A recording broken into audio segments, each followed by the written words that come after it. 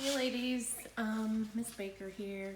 I figured you're probably missing the wheel right now, and I know you can't be on the wheel, but I guess the second best thing is to watch a demo by Miss Baker, so that you feel like, I don't know, that you're getting a little bit of that hands-on experience, so that when we get back into the classroom, you're ready to go and you haven't lost anything. So I'm just gonna do a couple demos today on mugs because that's our next unit.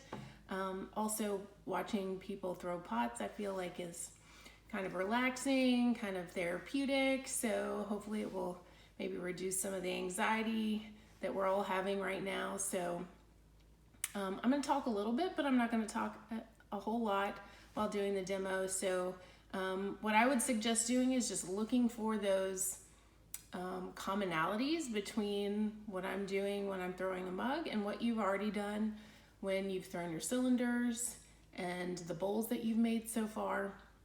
So we're just adjusting that pressure. Remember that physics in action, adjusting the pressure to achieve the shape that you want in your mug. So here we go. We're gonna do mug number 1. And please excuse my wheel noise. It's old and a little rickety.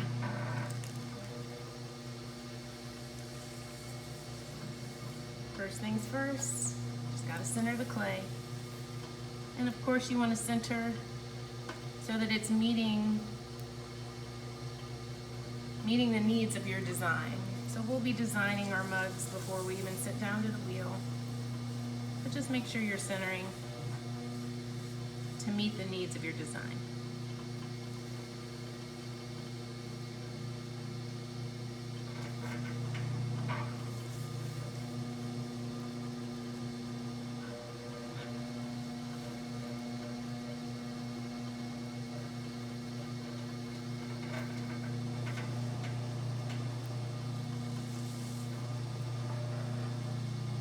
Once you get your clay centered, obviously you're going to make that hole.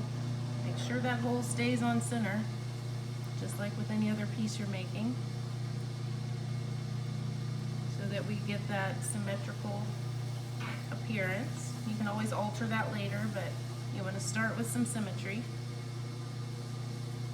Now you can have a mug with a foot. Some of you, when you did your last assignment, showed me your favorite mug. Some of them had feet, and that's pretty cool.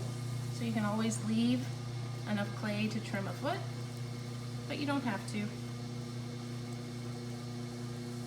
My mugs are traditionally a little bit wider at the base, just because I like a really functional mug.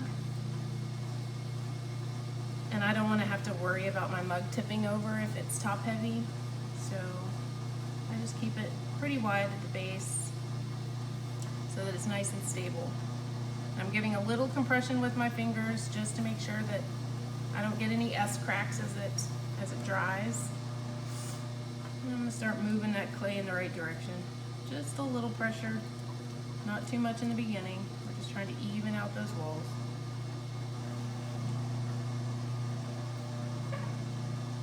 Okay, now I'm gonna start my first pull. And again, think about your height first, just like with your bowls. Think about your height before your shape. But also remember that you need to allow for some extra clay if you plan on pushing that form out to create kind of a bulbous form. That clay is going to thin out as you push the walls out, so leave yourself enough clay. And just continuing to move up.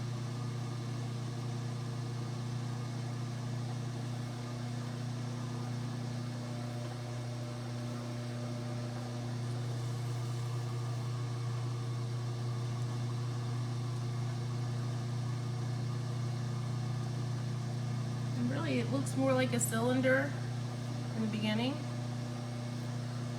but that can change.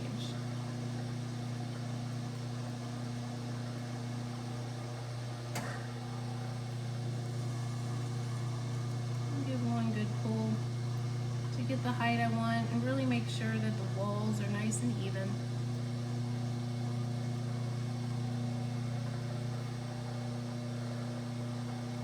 And now I can start shaping this mug to match my design. I'm gonna slow down my wheel just a touch. I'm gonna start giving a little extra pressure on the inside, a little less pressure on the outside. It's gonna force that shape outward. Now I'm gonna do the opposite at the top so that I keep my form a little more narrow up top. I find that mugs that are too wide at the top don't drink very well. Oftentimes the liquid will flow over the edge faster than we want it to, and then we end up with coffee on our shirt. Okay, so I've got kind of a general shape here. Now I'm going to refine that shape a little more with my rib. I like to use my rubber rib and my metal rib. Do a little refinement work. So basically I'm just curving my rib to meet the shape of the mug. And this is kind of a bland shape right now, I know. Not super exciting, but we'll get there.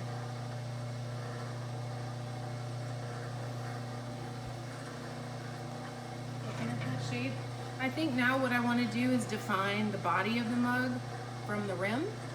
So I want to create kind of a neck with a rim and then a body that's a little more separated. So I'm going to use my metal rib. I'm going to push a little bit harder right above my rib. It's going to create a distinction, a visual distinction between the body of the mug and the top of the mug.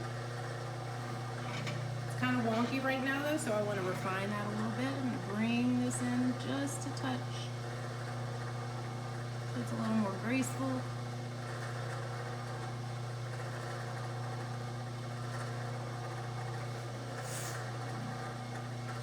That definition a little bit more distinct.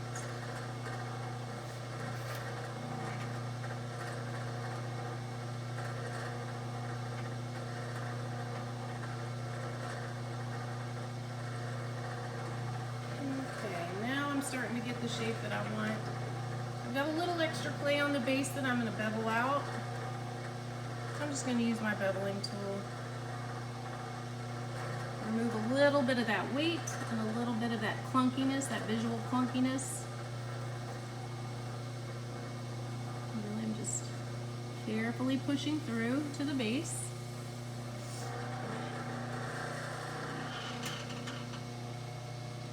Removing that just a little bit at a time.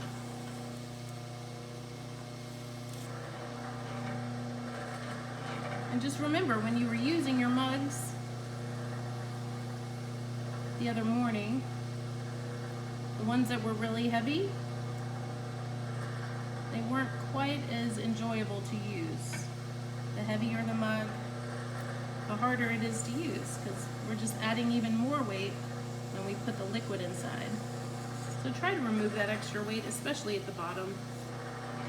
Just makes for a more enjoyable drinking experience when you're drinking your coffee in the morning, or your hot chocolate, or your tea.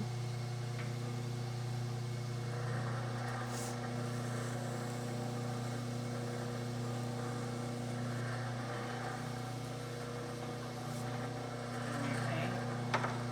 That beveled area, I just want to smooth that out with my rib. And just refine that shape a little more.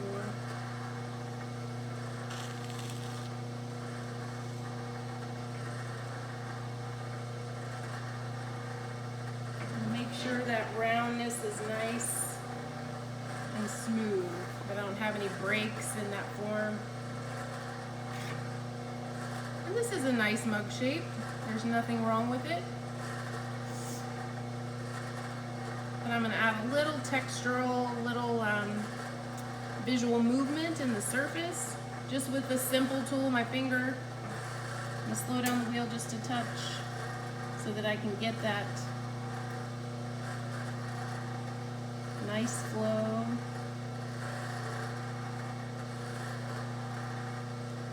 I'm just getting a little pressure faster than the wheel is spinning. And that just creates a little movement, a little visual movement on the surface. Makes it a little more exciting. And I'm going to find my chamois.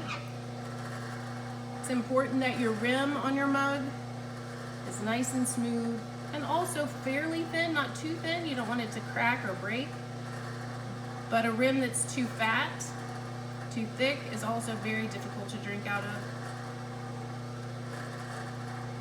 So I always recommend to look at that favorite mug of yours that had a nice thin rim and mimic that.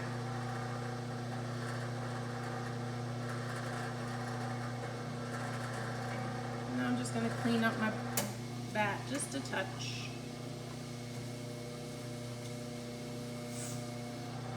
And take a look at it from all different sides.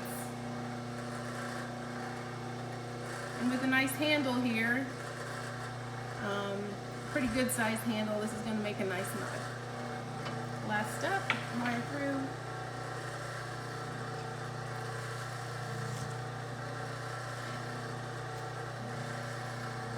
There you go, ladies.